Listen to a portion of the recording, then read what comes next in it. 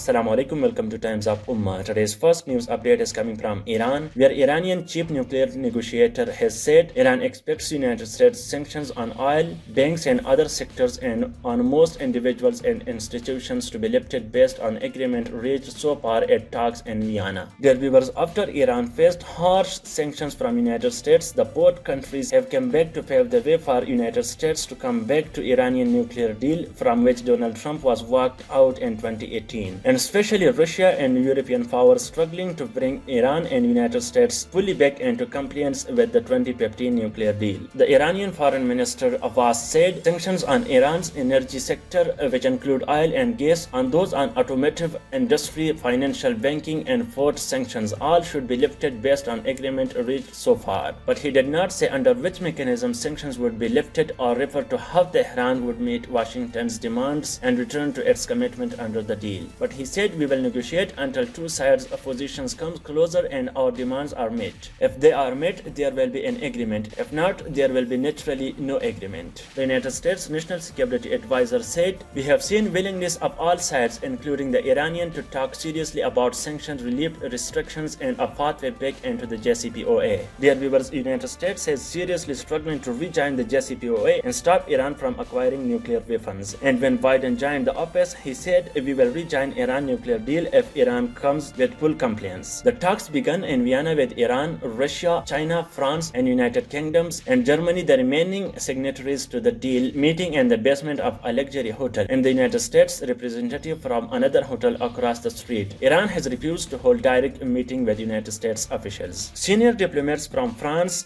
Britain and Germany said in a statement, "We have much work and little time left." Against that background, we would have hoped for more progress in this week. The break in talks was widely expected as diplomats said. Officials from several countries are also involved in the group of 7 foreign ministers 3-day meeting in London that begins on Monday. The Russian ambassador tweeted, "It's too early to be excited, but we have reasons for caution and growing optimism. There is no deadline, but participants aimed at successful completion of the talks in approximately 3 weeks. Is it realistic? We will see."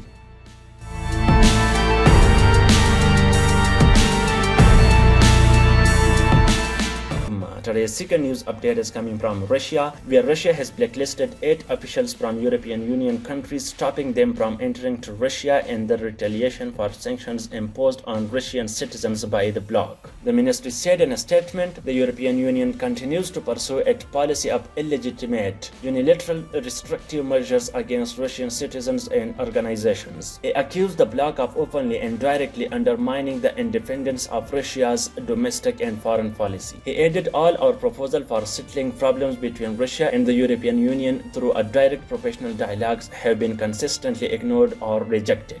Dear viewers, among those blacklisted were also George Refoch, Berlin's public prosecutor, and Asa Scott of the Swedish Defense Research Agency. And Scott was also from those who accused Russia for poisoning opposition leader Alexei Navalny. And after that, he recovered from poisoning in Germany and was detained upon his return to Russia in January. The Kremlin critic was sentenced the following month to 2.5 years in a prison for federal violations on an earlier embezzlement convictions that he says was politically motivated. And here I also tell you that European Union was also imposed sanctions on 4 senior Russian officials close to Vladimir Putin. Dear viewers, we are watching for a long time that the ties between Russia and the Western powers have spoiled. And recently Russia was about to start a destructive war once again near the Ukraine border, in which reports said Russia is going to invade Ukraine. But later Russia called their over 100,000 forces back to the country.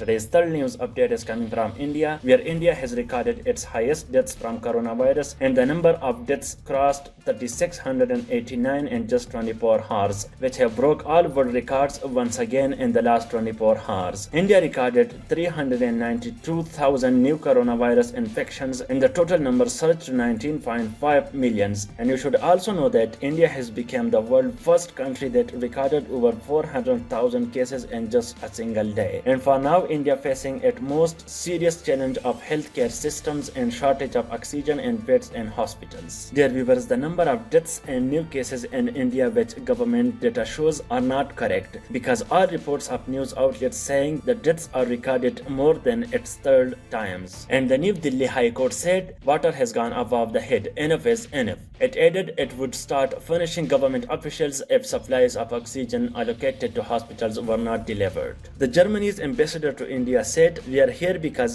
we are bringing help that will save lives." He added, "Out there, the hospitals are full. People are sometimes dying in front of hospitals. They have no more oxygen. Sometimes they are dying in their cars." And the French ambassador to India said his country wants to show solidarity with India. He added, "The epidemic is still going on in one country. The world wants to be safe until we are all safe. So it is a matter of urgency." Dear viewers, if you want to watch top news of each day, please subscribe Times of Ummah.